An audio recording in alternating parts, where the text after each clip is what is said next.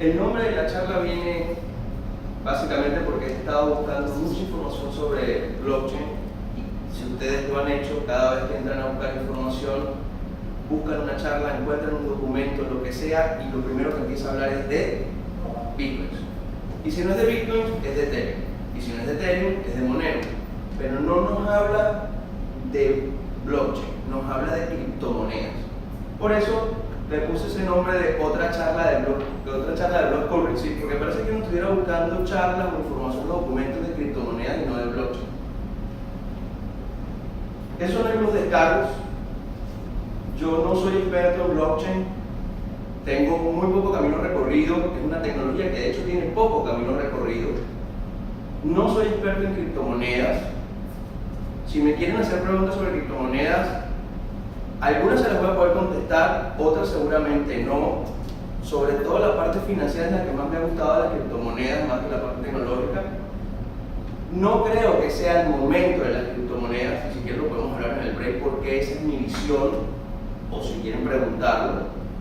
Y básicamente el material que van a ver es producto de una compilación de información de charlas que han salido de ISAC Internacional, de investigación personal, que traté de concentrarlo y hacerlo en un lenguaje técnico entendible para no bajar al nivel de criptografía, porque no nos daría el tiempo de ir a ese nivel. Esa es más o menos la agenda que vamos a tener. Y yo les voy a hacer una encuesta a ustedes ahora porque los veo muy callados, muy quietos y no quiero que se me duerman. ¿Cuántos han leído sobre blockchain? Sin miedo. Unos cuantos. ¿Ya han encontrado sobre blockchain o sobre criptomonedas? Más o menos. ¿Y cuántos han estado en contacto directo con la tecnología? ¿Cuántos han instalado, por ejemplo, el aplicativo de Bitcoin para sincronizarse con la red y ser un nodo más? ¿Software de minería? No. ¿Quiénes tienen criptomonedas que hayan comprado antes del 2015? Levanten la mano a ver si hacemos alguna encuesta. Vean esto porque ahora les voy a poner otra lámina que les va a parecer muy interesante. Acercamiento con el proceso de minería, ya veo que nadie ha minado, ni por prueba. ¿Quiénes consideran que Bitcoin y blockchain son lo mismo? Nadie. Bien. ¿Y cuántos conocen soluciones de blockchain privadas? ¿Han escuchado hablar de alguna solución de blockchain que no sea Bitcoin o Ethereum o Monero o algo por el estilo? No. Bien. ¿Y alguien que esté participando en algún proyecto actualmente de blockchain, aunque sea de investigación? Tampoco. Ok. Les voy a dejar eso ahí para que ustedes lo lean. O sea, que tenés todos vírgenes. Somos todos vírgenes. Somos todos vírgenes, eso es buenísimo. Mientras ustedes leen eso que está allí, que a mí me parece un poco despectivo, pero es así como nos pudieran tildar a más de uno de los que estamos en esta sala, y ese concepto que está ahí que dice no coiners, si lo buscan en Twitter con el hashtag no coiners, van a ver la cantidad de insultos de los cuales somos acreedores por no tener criptomonedas, por no haberlas comprado, por no minar, por no conocer de la tecnología blockchain. Así nos califican. La idea es que salgamos de aquí tratando de no cumplir con el 50% de lo que está allí. Ya un 50% creo que lo tenemos, porque yo no creo que nadie sea ignorante ni nada por el estilo, como dice ese concepto, ¿no? Pero vamos a tratar de ganar el otro 50%. ¿Lo vieron? Bien. Poco de historia. 2008 aparece por primera vez el tema Bitcoin, cuando este señor Satoshi Nakamoto, que nadie sabe quién es, nadie, se supone que es alguien en el Medio Oriente, pero puede estar en cualquier parte del planeta realmente o fuera, quién sabe. O el lejano oriente también puede ser. Ese señor saca este paper de lo que él creía como una moneda digital, utilizando criptografía para que nos fuera mucho más fácil el tema financiero, sacar los bancos intermediarios del medio. Realmente un sueño utópico. Yo diría contra la natura de lo que está acostumbrado el ser humano en toda la historia moderna. Sin control de las finanzas, Eso no se ve muy bien. Que el Estado permita que se hagan transacciones sin saber qué está pasando y no nos pueda cobrar impuestos, tampoco creo que vaya a ser tan fácil. Pero él saca esa información y empieza a funcionar. Ahí crea blockchain. Blockchain es la base de datos que está debajo de las criptomonedas. Es donde se almacena la data. Es la tecnología, los tornillos que están por debajo de eso. En 2014 comienza a utilizarse para otras aplicaciones no relacionadas con criptomonedas y es cuando aparece Ethereum. Ethereum en su base de datos pública o en su blockchain público crea una cosa que llaman tokens. Y los tokens son como subcadenas de su bloque donde ellos venden espacios. Por ejemplo, hace poco un país de América del digamos, central o del Caribe sacó una criptomoneda. Esa criptomoneda no fue desarrollada en ese país caribeño, que es de donde yo vengo. Esa criptomoneda es un token dentro de la blockchain de Ethereum y se paga por ese servicio. ¿Sí? Y es cuando le empiezan a dar estos usos comerciales, los cuales en esos bloques al final de la charla ustedes me dirán si les parece que es viable utilizar esas cadenas de bloques para mantener la información de sus empresas o la personal. Bien, actualmente se están haciendo algunas pruebas de concepto en algunos sectores como salud, seguro, transporte, y digo pruebas de concepto porque no hay nada en productivo. Por ejemplo, Bank of America, Merrill Lynch, IBM, empresas de este estilo que invierten millones de dólares en seguridad, que tienen un presupuesto para eso, y para tecnología, están simplemente en pruebas de concepto, nada productivo. Hay algunas cosas en productivo de blockchain en algunas partes del mundo, pero muy pequeñas. Por ejemplo, hay una empresa que tiene una blockchain para validar el certificado de origen de diamantes. Y con esa tecnología la han empezado a utilizar para sacar del mercado o tratar de sacar del mercado lo que llaman los diamantes de sangre. Entonces, en esa cadena está el certificado de origen del diamante, y si ese diamante no está en la cadena, pues no es válido, lo sacamos del mercado. Pero son cosas muy puntuales y muy pequeñas. Países como Estonia, 1,5 millones de habitantes aproximadamente, alta tecnología, muy alta tecnología. Hace 15 años atrás en Estonia te conectabas a internet con unos 120 megabits por segundo desde tu casa. Tienen cajeros electrónicos donde uno puede ir y retirar criptomonedas o cambiar criptomonedas por efectivo. Iban hacia el siguiente paso de abrirse al pago completo de servicios con criptomonedas, y el ministro de Economía, un muchacho joven de 35 años, que era el que venía impulsando esto, puso un freno y uno alto. ¿Qué pasa si alguien se aprovecha de esto para evadir impuestos? Y lo frenaron. Están viendo cómo resuelven eso mientras que estimulan el desarrollo y la creación de empresas que trabajan en el desarrollo en torno a blockchain. Pero no siguieron avanzando en el uso de la criptomoneda. Y así van en otra cantidad de cosas que cuando veamos, por ejemplo, salud, yo no quisiera que mis datos estén en una cadena de bloques de salud, que mis datos estén en una cadena de bloques pública, como la de Bitcoin o la de Ethereum. Yo no. El que quiera, bien, a mí que me sigan llamando no coin. Conceptos. La tecnología de blockchain y criptomonedas por detrás tiene una cantidad de tecnologías más y una cantidad de conceptos adicionales. Blockchain per se, como lo dice la palabra de la traducción en español, son cadenas de bloques, cada bloque está conformado por múltiples transacciones, y una de sus grandes ventajas es que se utiliza criptografía para almacenar. Y es difícil revertir la criptografía. Y ahí es donde aparecen conceptos como este que está aquí de la inmutabilidad. Y pónganle comillas a la inmutabilidad. El dato criptográfico no es fácil de modificar, pero es modificable. Existe la teoría del 51% sobre el blockchain de Bitcoin, por ejemplo, donde si lograras tomar control del 51% de la capacidad de cómputo de la red, pudieras revertir todos los hashes hacia atrás desde la transacción que tú quieras. Pero tienes que tener el 51% de la capacidad de cómputo. Y es imposible. Yo no creo. Yo no creo que sea imposible. Un estado, por ejemplo, con suficientes recursos puede comprarse unos cuantos aparatitos de minería y ponerlos al lado de una planta eléctrica de su propiedad, y ya tiene más del 51% de la capacidad de cómputo.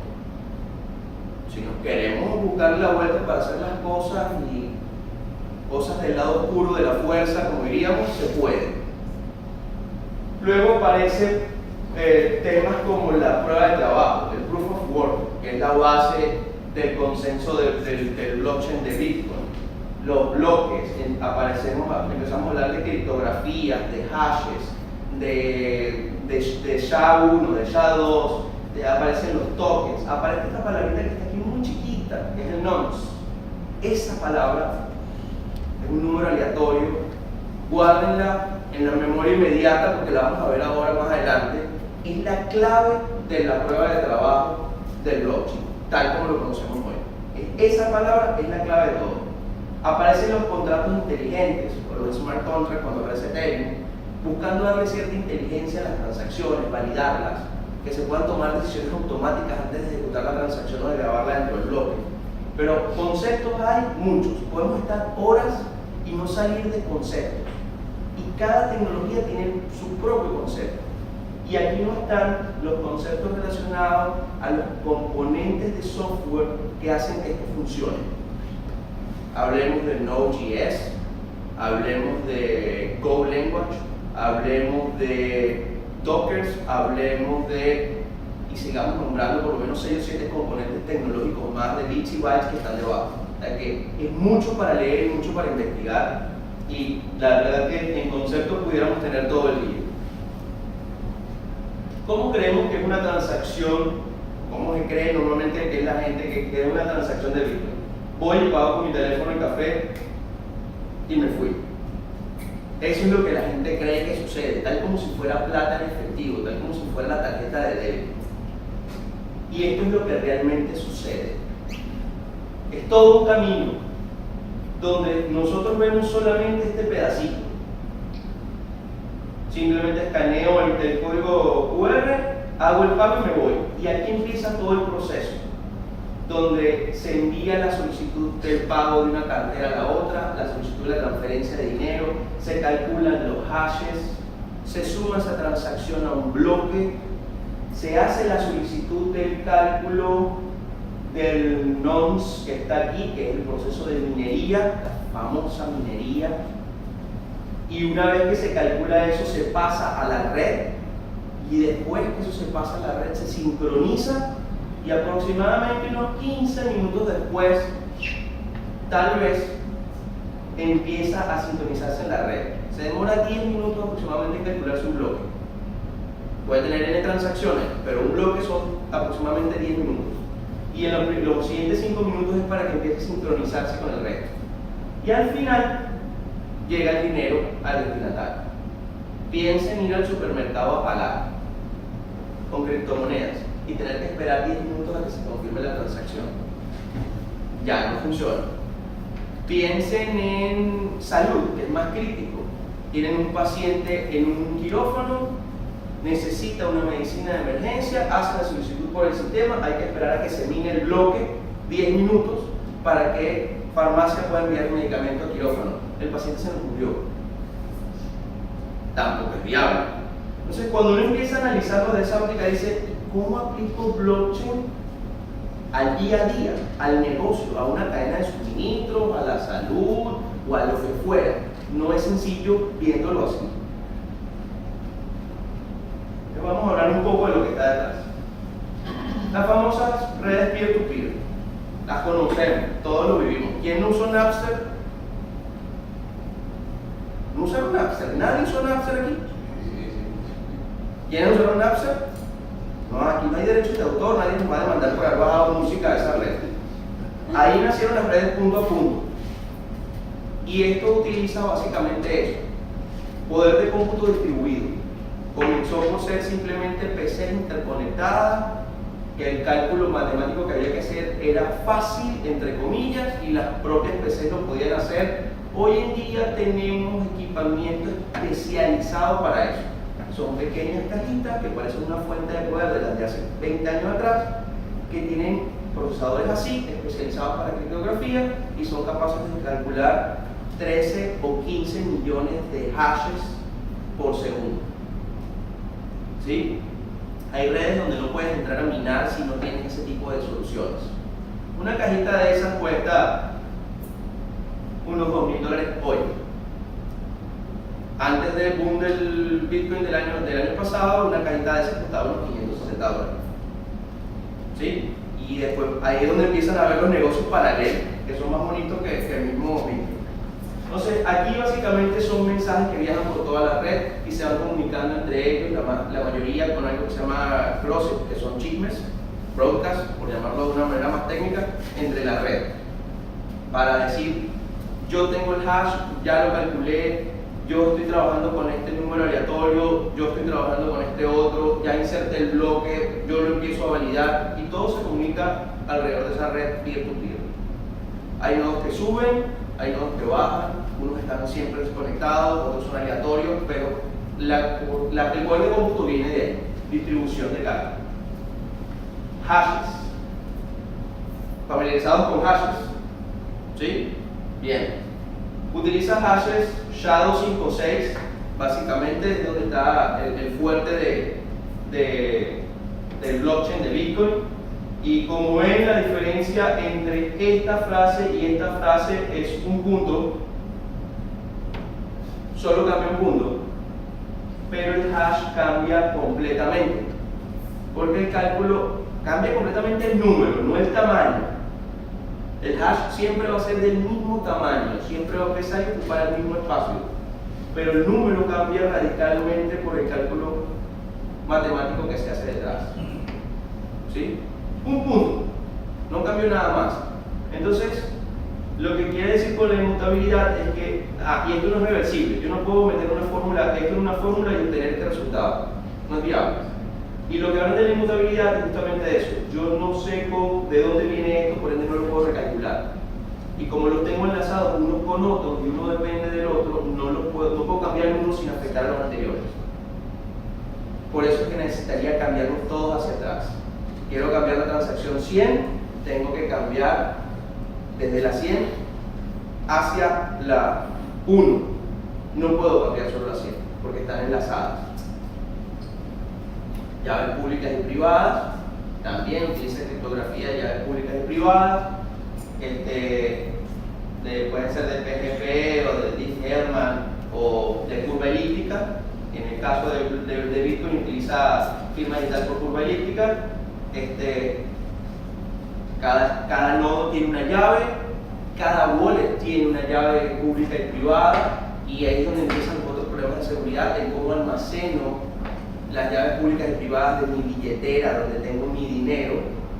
Si no las almaceno bien, me roban, y la gran mayoría de los fraudes han venido por allí. Siempre la voz más débil de la cadena somos nosotros, los usuarios, y me incluyo, porque todos somos usuarios. Y es donde empieza el problema de esto. Los grandes robos han sido por allí, tengo 2 o 3 ejemplos que mostrarles, salvo uno del año pasado que sí fue directamente contra una de las cadenas de bloque, que creo que se supo poco de él. Así es como se compone una dirección de una billetera.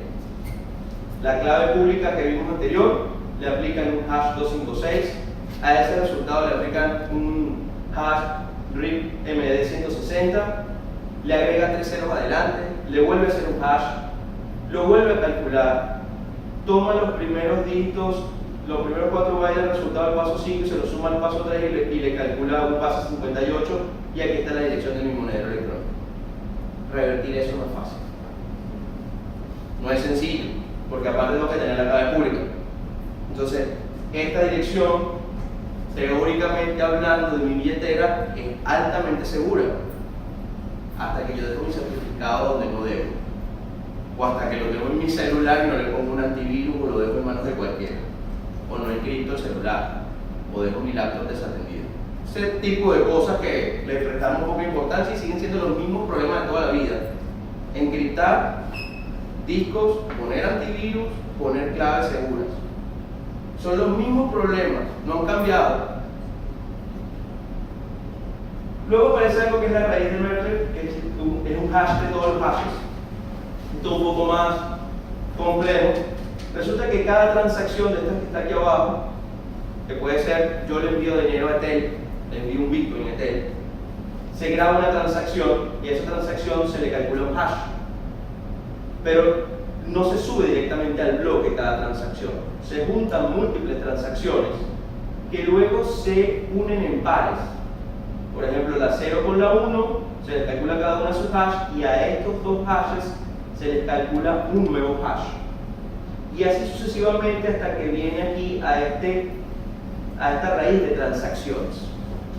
Y con el hash del bloque previo más la etapa de fecha y hora en formato Unix, ¿sí?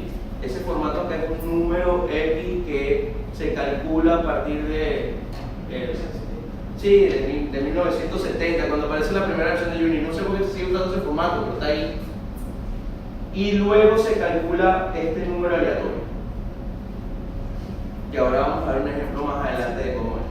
Esta raíz es la que le da vida a cada bloque, y por eso van a ver, si entran a la página de blockchain.info y empiezan a ver transacciones, abren un bloque, y van a ver que dentro de ese bloque hay 1000 transacciones, y cada una de esas transacciones puede tener transacciones dentro y tienen hashes y más hashes y código, pero es público, lo puede ver todo el mundo.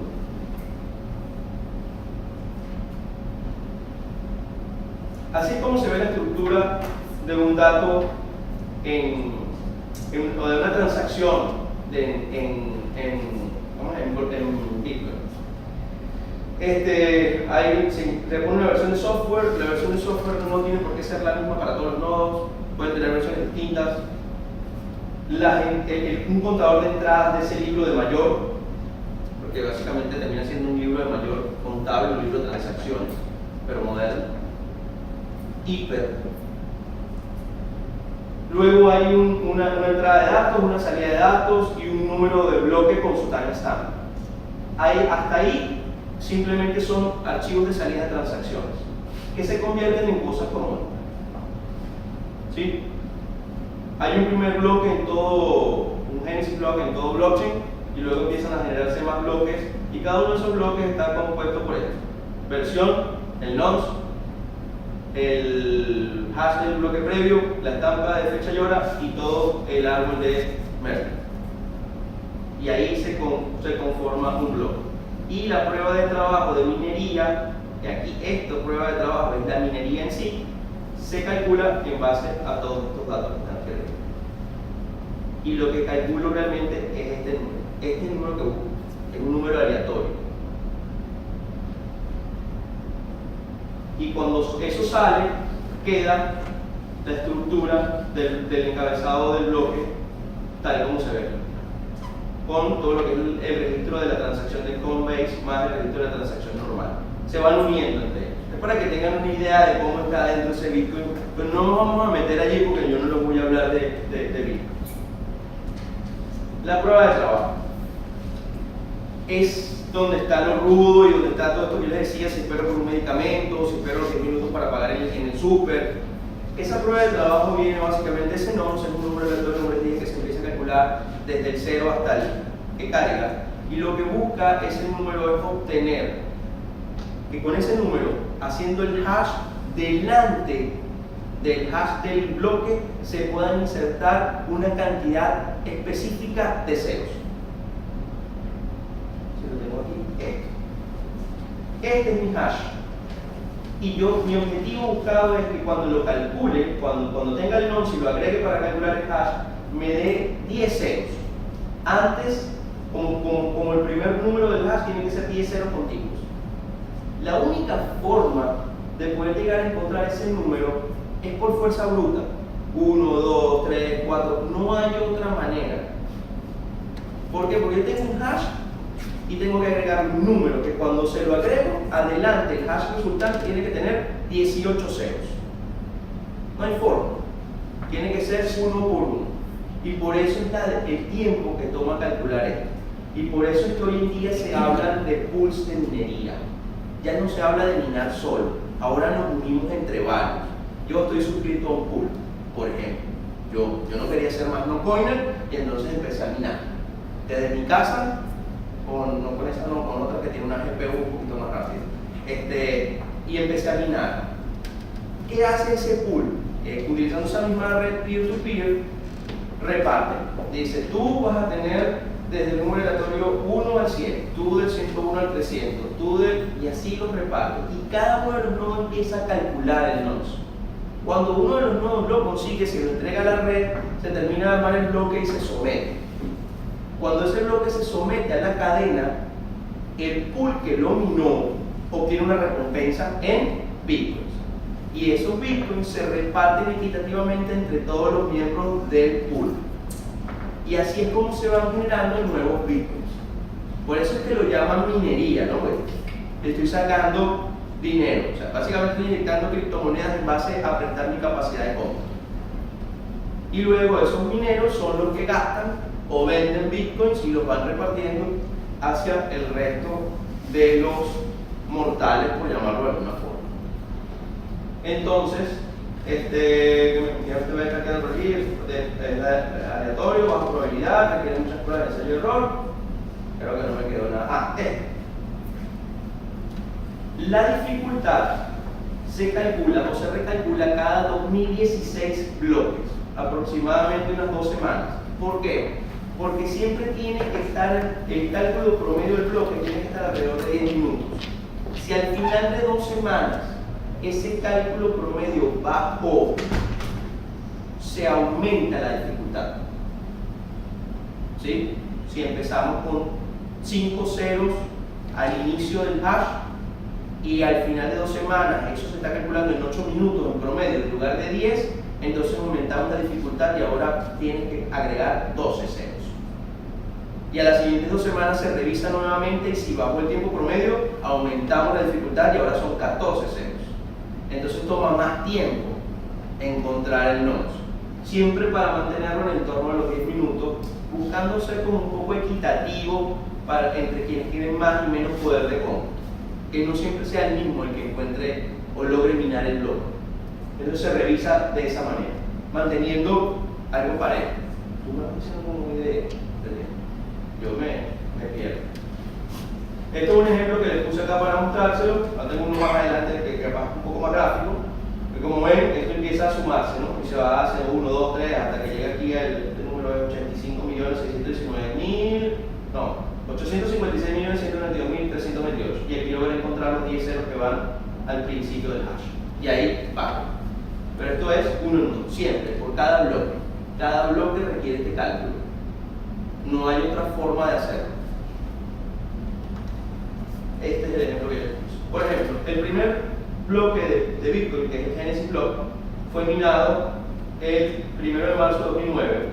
Y como ven, tenía, en su versión 1, tenía 10 ceros. El hash, su grado de dificultad, tenía que tener 10 ceros.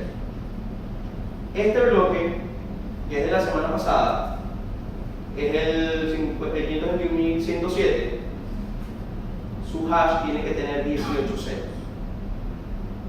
Si en el siguiente cálculo de dificultad esos 18 ceros se están consiguiendo en menos de 10 minutos, vuelve a subir. Y como esta información es pública, si quieren ahora podemos entrar a la página de blockchain, simplemente entras a la página de blockchain y ves todas las transacciones y ves inclusive, está más abajo, el wallet al que fue a parar el Bitcoin y el wallet desde donde vino. Y nosotros que somos auditores nos preguntamos, ¿está bien que se vea el origen y el destino de una transacción financiera? Para mí no. La gente que trabaja en banco creo que tampoco. Que sea público. No. Que cualquiera lo vea desde afuera. Bueno, cuando hay un fraude. Pero lo normal es que no. Es una información que es privada. Si bien está identificado el wallet con el número ese que les mostré hace rato, que se calcula haciendo 3 hashes de 256, un RIP, se calcula un código QR, etcétera, etcétera. Si yo tengo las suficientes herramientas y tiempo, voy a llegar al dueño de ese wallet. Todo lo que circula en la red está ahí, hay que buscarlo, hay que distribuir de tiempo y presupuesto. Y ese tiempo implica no tener que escribir informes, por ejemplo. Y la gente que se dedica a eso no tiene que escribir informes. Así que está bien. Seguridad de blockchain.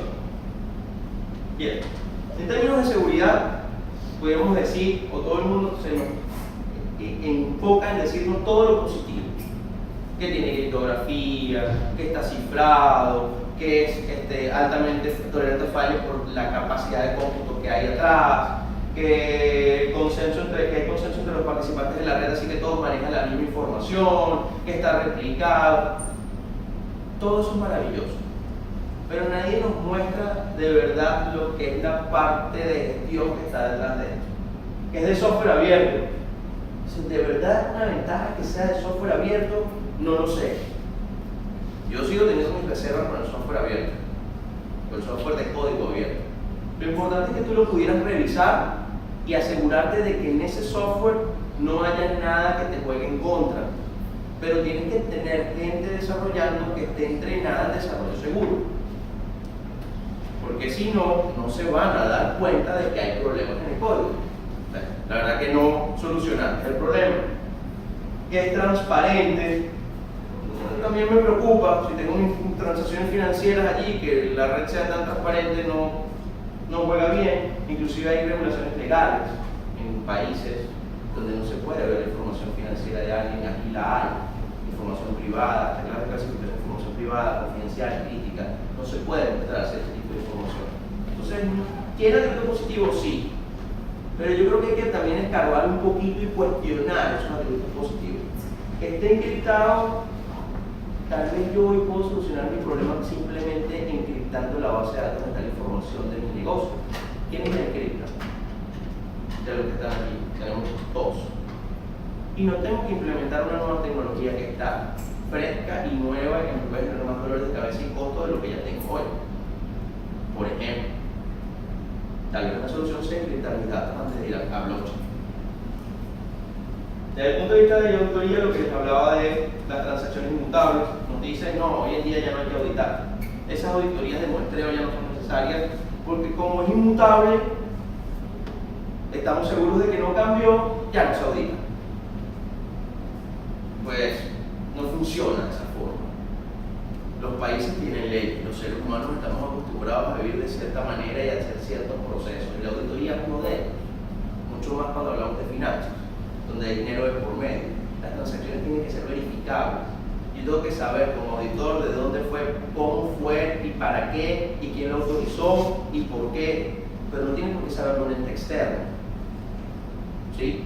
Y lo de la inmutabilidad, como les dije antes, es cuestionable, porque se puede lograr hacer. No sé, pongamos, así como hay hackers hoy en día, organizaciones de hackers hoy en día dedicadas a sembrar scripts en sitios web de Drupal para minar la criptomoneda de esta Monero, esta gente pudiera armarse de una super red lo suficientemente grande para tener el 51% de la capacidad de cómputo de Bitcoin y modificar los bloques. ¿Puede suceder? Sí, puede suceder. Si lo hacen para minar monedas para ellos, ¿por qué no modificar un bloque? Revertir una transacción, acreditarme más Bitcoin de lo que tengo. No puede ser el siguiente nivel en la escala de delincuencia con las criptomonedas. Puede ser, no lo sabemos. Hay que pararse en ciclos de vida de desarrollo y agregarle la S adelante, de seguro. Porque los contratos inteligentes y los monederos electrónicos son software que si no es debidamente revisado, las reglas del negocio pueden ir en sentido contrario a lo que realmente nosotros queremos. Entonces, esto hay que auditarlo, el software, y hay que implementar prácticas de desarrollo seguro.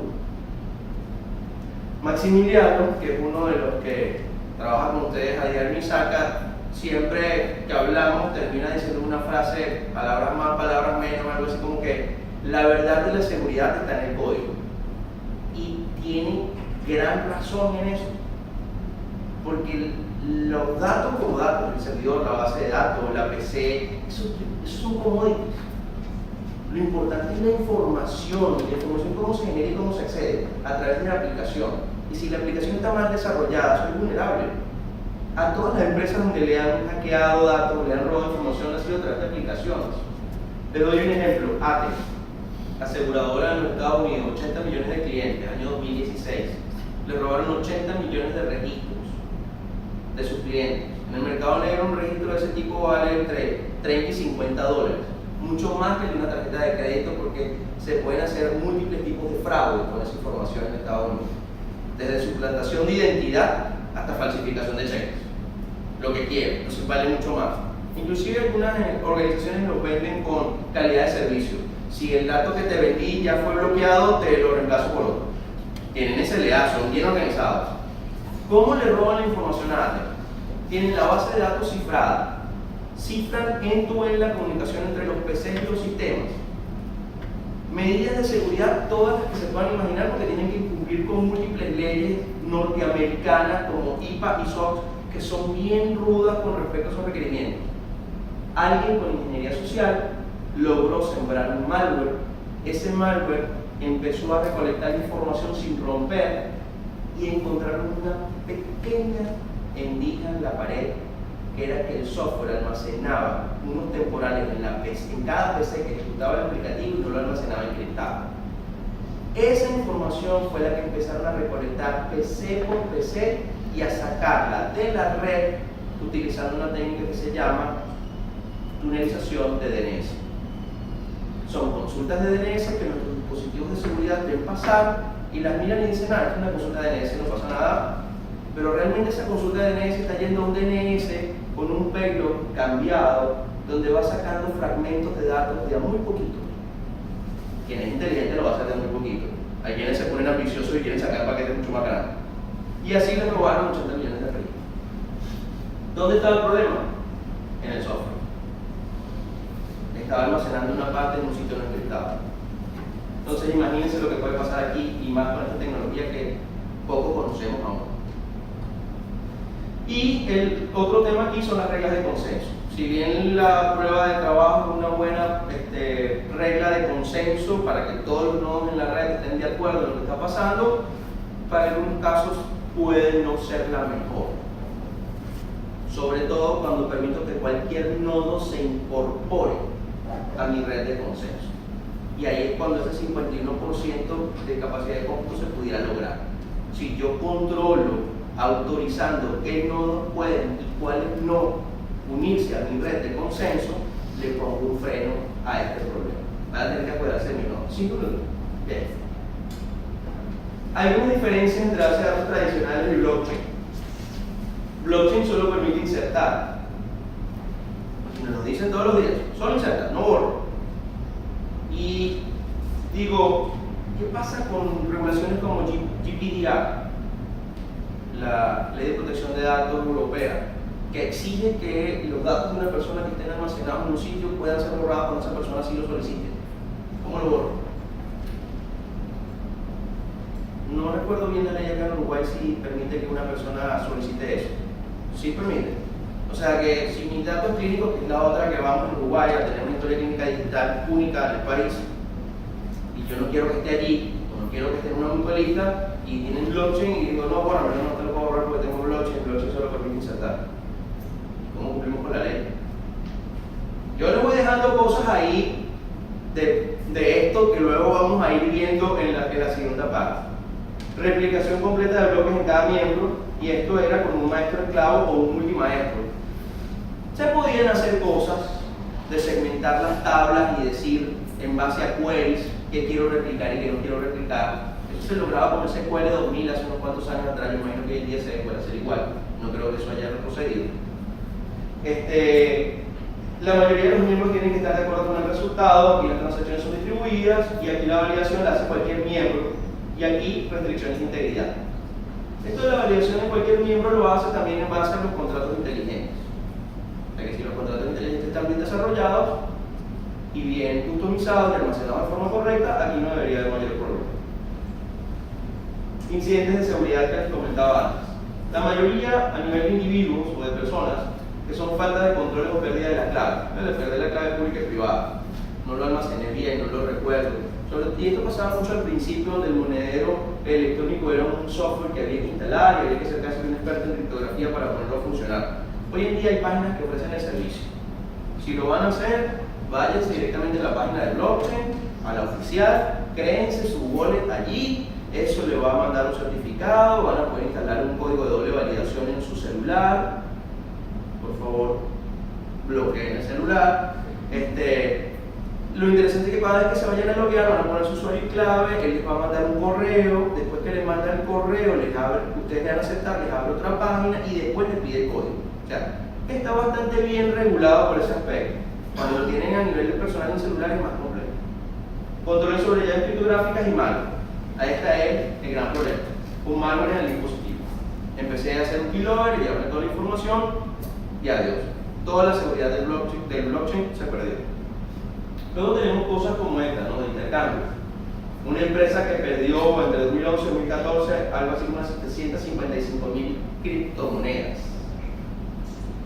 Les hackearon la red, un malware, en sus computadores encargados de llevar los registros y de hacer minería.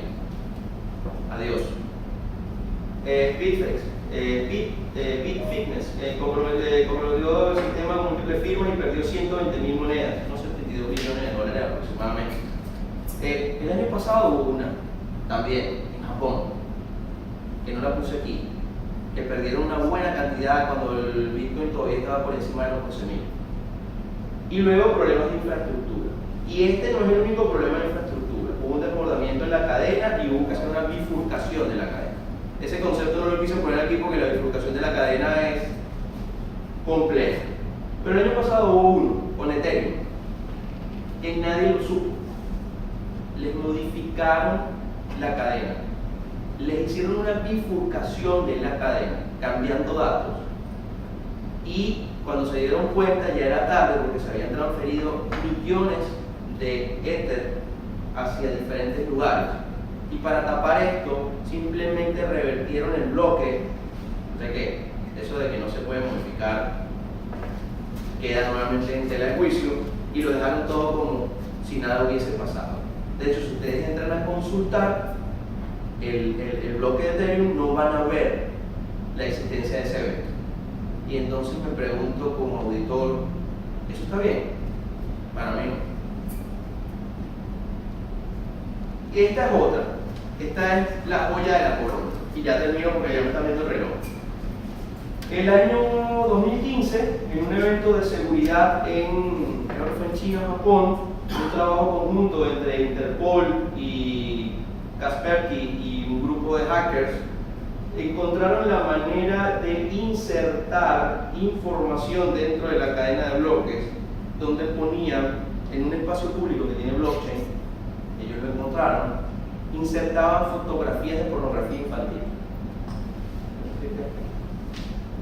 Esto viene de la página oficial de Interpol.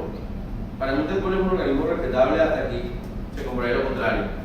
Y aparte lo busqué en los sitios web donde está publicado el estudio y se logró, no es mentira. Se inyectó información allá adentro que ya no se puede sacar. Y entonces tengo una cadena de bloques viajando y sincronizándose alrededor del mundo pornografía infantil, lo cual está muy mal. ¿Y qué tal si inserto un malware? Y lo empiezo a repartir por todas partes. Y no se puede sacar, porque no es modificable. Yo les voy dejando esas cosas ahí de blockchain. O sea, ¿es bueno? Sí. ¿Tiene una cantidad de bondades? Sí. Pero hay muchas cosas que él soluciona que con la tecnología que venimos manejando hoy la podemos solucionar. Más o menos a dónde va, pero sobre todo esto. Áreas donde se quiere innovar: salud, gobierno, cadena de distribución, seguro, financiación, contratos inteligentes y garantizar propiedad de origen. Para lo que es seguro y cadena de distribución y garantizar propiedad de origen, me parece que está buenísimo. De hecho, ya tenemos un primer ejemplo. El acuerdo de paz entre las dos Coreas se grabó dentro del blockchain de Ethereum, con un registro inmutable de ese acuerdo de paz, de que es legal, de que existe y de que está allí firmado por las dos partes. Ya existe un primer ejemplo, lo cual es bueno. Eso nos puede permitir hacer transacciones luego entre nosotros mucho más fácilmente, pero no lo voy a comentar ahora sino en la segunda parte. No sé si hay preguntas. Se cayó el mito del blockchain. Se derrumbó el mito del blockchain. Bien, eso es lo que quería. Gracias.